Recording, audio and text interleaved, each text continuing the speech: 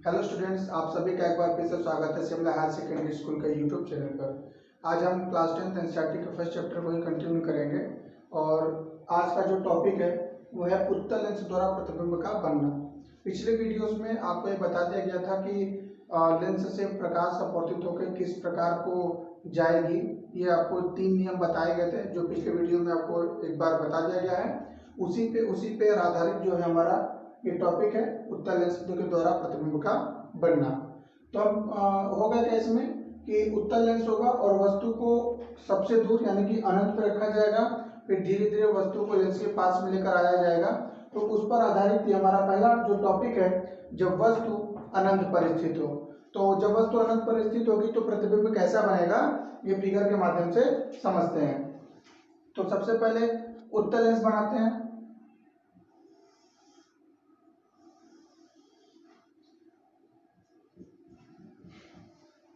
ये उत्तल लेंस है, ये इसका मुख्य अक्ष,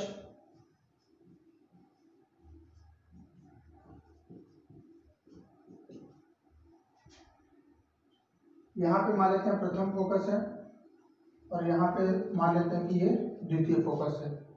लेंस का मध्य बिंदु प्रकाशीय केंद्र, इसको सी से रिप्रेजेंट करते हैं। मान लेते हैं कि एक वस्तु जो है वो अनंत पर है। अनंत पर स्थित होने के लिए क्या करेंगे, वस्तु को मुख्य अक्ष से थोड़ा दूर बनाएंगे कुछ इस प्रकार से। इसका नाम ओ डैश रख देते हैं और अनंत पर वस्तु को स्थित होने दिखाने के लिए थोड़ा सा डैश भी लगा देते हैं। यहाँ पे बना देंगे कि जो वस्तु है वो अनंत पर है, मतलब लेंस से सबसे दूर है।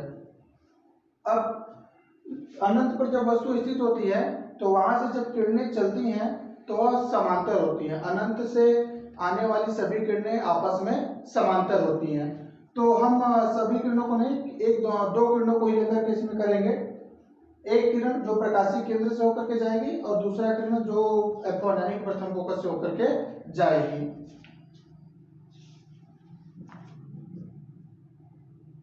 तो दो किरणों को लेते हैं। एक बार फिर से मैं रिपीट कर दूं कि अनंत से चलने वाली समस्त किरणें आपस में पैरेलल होती हैं, समांतर होती हैं।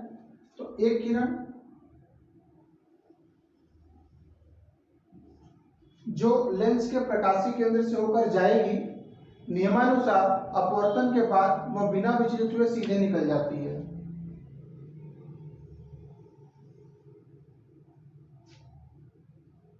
कुछ इस प्रकार से। दूसरी किरण जो मान लेते हैं कि प्रथम फोकस से होकर जाती है, दूसरी किरण जो प्रथम फोकस से होकर के जाती है, ये इस प्रकार दिखाना होगा किरणों को कि ये दोनों किरणें आपस में समांतर हों। दूसरी किरण जो प्रथम फोकस से होकर जाती है, नियमानुसार अपवर्तन के पश्चात वह मुख्य अक्ष के समांतर हो जाएगी।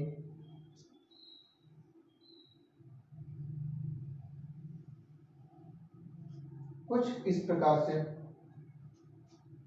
दोनों ही किरणें एक दूसरे को जिस बिंदु पर प्रतिच्छेद करेंगी उस बिंदु से मुख्य अक्ष पर एक लंब ड्रॉ करेंगे और उस जहां पे प्रतिच्छेद बिंदु है उसका नाम आई, और उससे उस बिंदु से मुख्य पर जो लंब डालेंगे उसका नाम आई डैश कर लेते हैं। थोड़ा सा एडजस्ट करके यहाँ पे जो फोकस है, द्वितीय फोकस है, उसको इसी बिंदु पर ले आते हैं। तो यही जो आई डैश होगा यह वस्तु ओ डैश का वास्तविक प्रतिबिंब होगा, क्योंकि ये दोनों अपवर्तित किरणें एक दूसरे को वास्तविक रूप से प्रतिच्छेद कर रही हैं। ये दोनों ही किरणें जहां पर मिलेंगी वहां से हम जो लंब खींचेंगे वह द्वितीय फोकस ही होगा।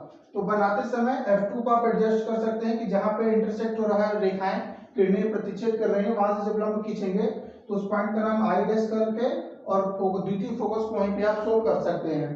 तो दोनों ही किरणें जिस बिंदु पर एक दूसरे को प्रतिच्छेद करेंगे उस बिंदु को आई नाम से प्रदर्शित कर सकते हैं। अब आई से मुख्य अक्ष पर डाला गया लंब आई डैश ही वस्तु ओ डैश का जो कि अनंत पर स्थित है उसका वास्तविक प्रतिबिंब होगा, क्योंकि ये दोनों ही अपवर्तित किरणें एक दूसरे को वास्तविक रूप से प्रतिच्छेद करती हैं और ये दोनों ही किरणें एक दूसरे को द्वितीय फोकस में जाकर के ही प्रतिच्छेद करेंगी, इसीलिए द्वितीय फोकस को एडजस्ट करके यहाँ पे लिख दिया गया है। एक बार फिर से मैं पूरा रिपीट कर दूं कि मान लेते हैं कि जो वस्तु है वो अनंत पर स्थित है। अनंत पर स्थित होने के लिए लेंस से वस्तु को थोड़ा दूर प्रदर्शित करेंगे, इसलिए यहाँ पे गैप यानी कि डैश का चिन्ह दिया जाता है, और लाइन खींचते समय ऊपर भी थोड़ा डैश शो कर देते हैं। ये प्रदर्शित करता है कि वस्तु अनंत पर स्थित है। अनंत पर स्थित होने के कारण वहां से चलने वाली समस्त किरणें आपस में समांतर होती हैं। तो हम किसी दो किरणों को लेकर के ही सॉल्व करेंगे इसको। तो प्रथम किरण जो प्रकाशीय केंद्र से होकर के जाती है, नियमानुसार बिना विचलित हुए सीधे चली जाती है। दूसरी किरण जो प्रथम फोकस से होकर के जाती है, अपवर्तन के पश्चात नियमानुसार वो मुख्य अक्ष के पैरेलल समांतर हो जाएगी। दोनों ही किरणें एक दूसरे को बिंदु आई पर प्रतिच्छेद करती हैं। बिंदु आई से मुख्य अक्ष पर एक परपेंडिकुलर ड्रॉ करते हैं, एक लंब खींचते हैं और उसका नाम लिख देते हैं आई आई डैश। यही जो आई आई डैश होगा यही वस्तु ओ डैश का वास्तविक प्रतिबिंब होगा। मुख्य अक्ष से नीचे प्रतिबिंब बनने के कारण यह जो इमेज बनेगी यह वस्तु से उल्टा बनेगा, वस्तु से उल्टा बनेगा तथा आकार में वस्तु से छोटा होगा। अतः जब वस्तु मुख्य अक्ष पर स्थित होती है तो जो प्रतिबिंब होता है वह वास्तविक बनता है, उल्टा बनता है तथा वस्तु से छोटा बनता है। चलिए अब सेकेंड कंडीशन पर आते हैं। अब जो वस्तु होगी अनंत से थोड़ा और लेंस के पास में आएगी, तो उस स्थिति में क्या होगा, जब वस्तु अनंत व प्रथम फोकस के दोगुने दूरी के बीच में स्थित होगी तब प्रतिबिंब कैसा बनेगा उसको हम इस उत्तल लेंस में समझाते हैं। तो वही काम, सबसे पहले एक उत्तल लेंस ड्रॉ करेंगे।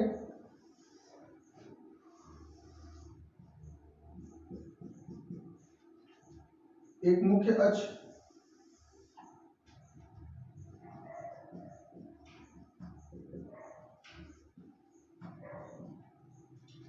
ये इसका प्रकाशिक केंद्र हो जाएगा। यहाँ पे मान लीजिए आपका प्रथम फोकस हो गया। अब वस्तु है कहाँ पर, वस्तु है प्रथम फोकस के दो गुने से। तो मान लेते हैं कि प्रथम फोकस का दो गुना यहाँ पर है 2f1 और जो वस्तु है वह अनंत से 2f1 के बीच में कहीं पर भी स्थित है। तो मान लेते हैं कि वस्तु यहाँ पर है, वस्तु का नाम O डैश। तो कंडीशन क्या है कि जो वस्तु है वो अनंत व प्रथम फोकस के दो गुने दूरी के बीच में स्थित है।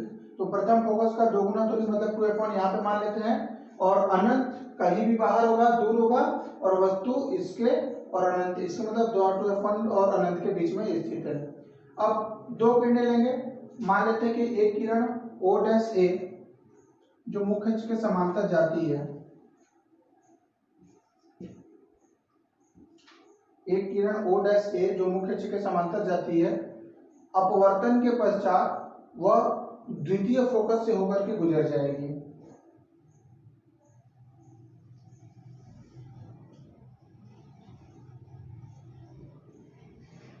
रूल क्या होता है कि एक किरण O डैश A जो मुख्य अक्ष के समांतर है जा रही है उत्तल लेंस में, अपवर्तन के पश्चात द्वितीय फोकस से होकर के गुजर जाती है। दूसरी किरण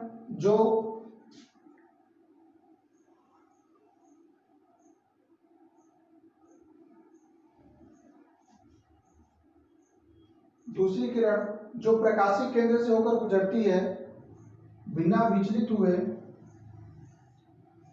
सीधे चली जाती है।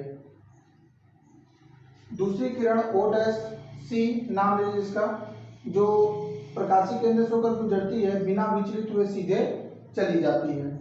दोनों ही किरणें एक दूसरे को एक बिंदु पर प्रतिच्छेद करती हैं जिस बिंदु का नाम I, और इसी बिंदु से मुख्य अक्ष पर एक लंब खींचते हैं,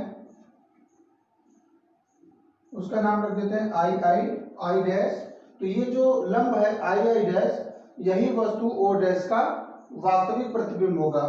अब ये जो प्रतिबिंब बनता है यह द्वितीय फोकस से आगे की ओर तथा द्वितीय फोकस की दो गुनी दूरी से पहले, या यह कह सकते हैं कि जो प्रतिबिंब बनता है वह द्वितीय फोकस और द्वितीय फोकस के दो गुनी दूरी के बीच में कहीं पर भी यह प्रतिबिंब बनता है। एक बार फिर से रिपीट करते हैं, वस्तु हमारी जो है वो 2f1 और अनंत के बीच में स्थित है। ये आपका प्रथम फोकस हो गया। दो किरणें लेते हैं। प्रथम किरण O' जो मुख्य अक्ष के समांतर है, अपवर्तन के पश्चात नियमानुसार वह द्वितीय फोकस से होकर के गुजर जाती है। दूसरी किरण O' जो प्रकाशिक केंद्र से होकर के जाती है, नियमानुसार बिना विचलित हुए वो सीधे निकल जाएगी। दोनों ही किरणें एक दूसरे को एक बिंदु पर प्रतिच्छेद करती हैं जिसका नाम दिया गया है I। बिंदु I से मुख्य अक्ष पर एक लंब ड्रॉ करते हैं I', यही वस्तु O' का वास्तविक प्रतिबिंब है। मुख्य अक्ष से नीचे की ओर बनने के कारण यह प्रतिबिंब उल्टा बनता है तथा द्वितीय फोकस और द्वितीय फोकस के दो गुने दूरी के बीच में बनता है। अतः क्या कहेंगे कि जब वस्तु अनंत और 2f1 के दूरी के बीच में स्थित होगी तब जो प्रतिबिंब बनेगा वह उल्टा होगा, वस्तु से छोटा होगा तथा द्वितीय फोकस और द्वितीय फोकस के दो गुने की दूरी के बीच में बनेगा। चलिए अब अगले टॉपिक पर चलते हैं। अगला जो हमारा पॉइंट है, अब वस्तु को थोड़ा और पास में लाया जाएगा। अब वस्तु कहां पर आएगी? 2f1 पर, प्रथम फोकस के दोगुने पर। पीछे में आपने देखा कि वस्तु कहां पर थी? 2f1 और अनंत के बीच में स्थित थी।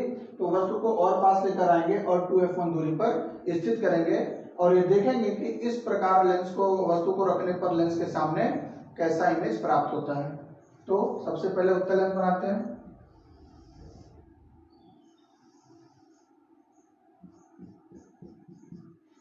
मुख्य अक्ष ड्रॉ कर लेंगे।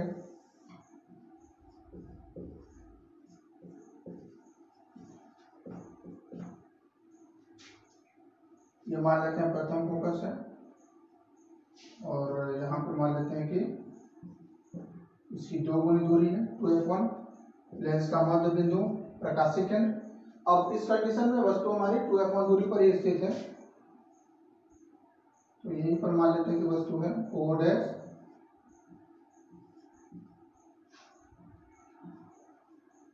वस्तु जो है O' 2f1 दूरी पर स्थित है। अब O' से माना O' से मुख्य अक्ष के समांतर एक किरण जा रही है। O' अपवर्तन के पश्चात नियमानुसार द्वितीय फोकस से होकर के गुजर जाएगी।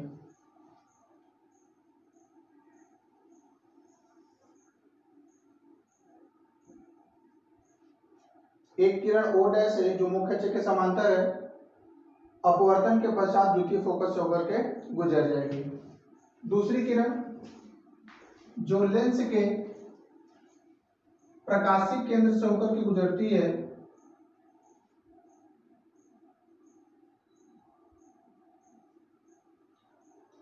नियमानुसार अपवर्तन के बाद बिना विचलित हुए वह सीधी चली जाती है।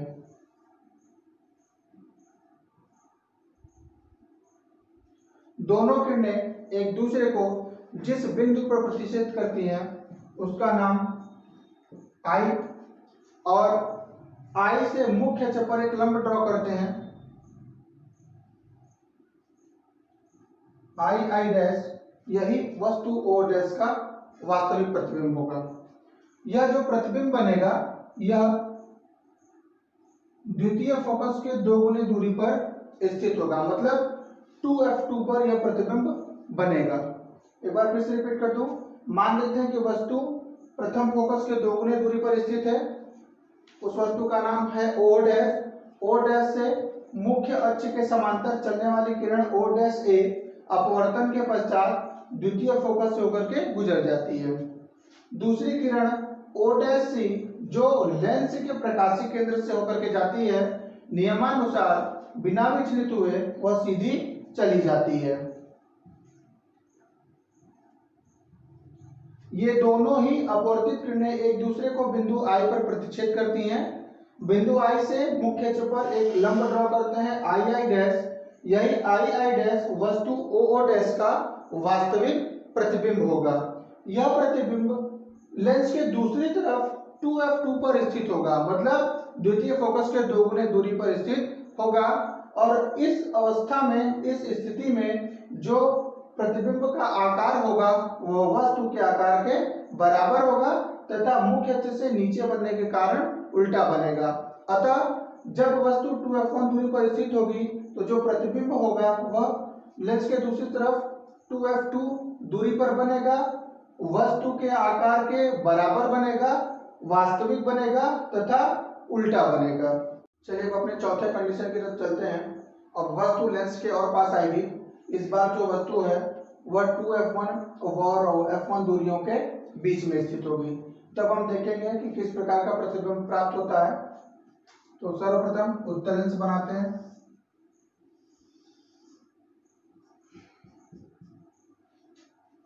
मुख्य अक्ष,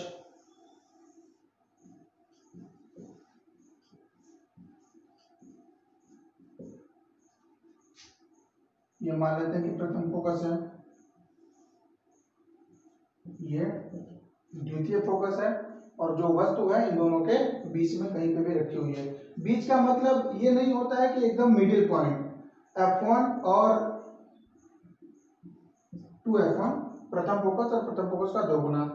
इसके बीच में करने का तात्पर्य यह होता है कि वस्तु कहीं पे भी रख दी जा सकती है, यहाँ पर भी, यहाँ पर भी या यहाँ पर भी। बीच का कहने का मतलब एकदम मिडिल नहीं होता है, बीच में कहीं पर भी स्थित है।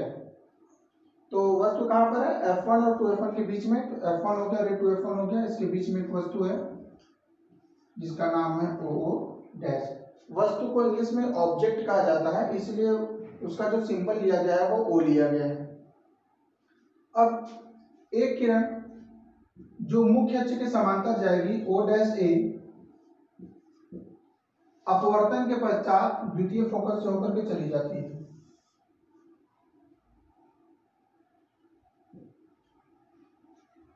दूसरी किरण जो लेंस के प्रकाशिक केंद्र से होकर के गुजरती है, नियमानुसार अपवर्तन के बाद बिना विचलित हुए सीधे निकल जाएगी। दोनों ही किरणें एक दूसरे को बिंदु I पर इंटरसेक्ट करती हैं, प्रतिच्छेद करती हैं। I डैश से मुख्य अक्ष पर एक लंब ड्रॉ करते हैं। I डैश, यही I डैश वस्तु O डैश का वास्तविक प्रतिबिंब होगा और इस स्थिति में यह जो प्रतिबिंब होगा यह द्वितीय फोकस के दोगुने दूरी से और आगे दूर बनेगा और बना हुआ जो प्रतिबिंब होगा वो वस्तु के आकार से बड़ा बनेगा तथा मुख्य अक्ष से नीचे बनने के कारण यह उल्टा बनेगा। एक बार फिर से मैं रिपीट कर दूं कि जब वस्तु f1 और 2f1 के बीच में स्थित होगी तो एक किरण O डैश A जो मुख्य अक्ष के समांतर है वह लेंस से अपवर्तन के पश्चात द्वितीय फोकस होकर के गुजर जाएगी। दूसरी किरण O डैश C जो प्रकाशिक केंद्र से होकर के जाती है, नियमानुसार बिना विचलित हुए सीधे निकल जाएगी। दोनों ही किरणें एक दूसरे को बिंदु I पर प्रतिच्छेद करेंगी। I डैश से मुख्य अक्ष पर एक लंब खींच लेंगे I डैश, यही I डैश वस्तु O डैश का वास्तविक प्रतिबिंब होगा और यह प्रतिबिंब लेंस के दूसरी ओर 2f2 दूरी से भी आगे बनेगा। मुख्य अक्ष से नीचे बनने के कारण जो है क्या नियम होता है इसका कि मुख्य अक्ष से नीचे के जब भी बनता है इमेज हमेशा उसको उल्टा माना जाता है। तो मुख्य अक्ष से नीचे बनने के कारण जो प्रतिबिंब होगा वो उल्टा बनेगा और इस कंडीशन में इस बार जो होगा वो जो प्रतिबिंब होगा वो वस्तु के आकार से बड़ा बनेगा।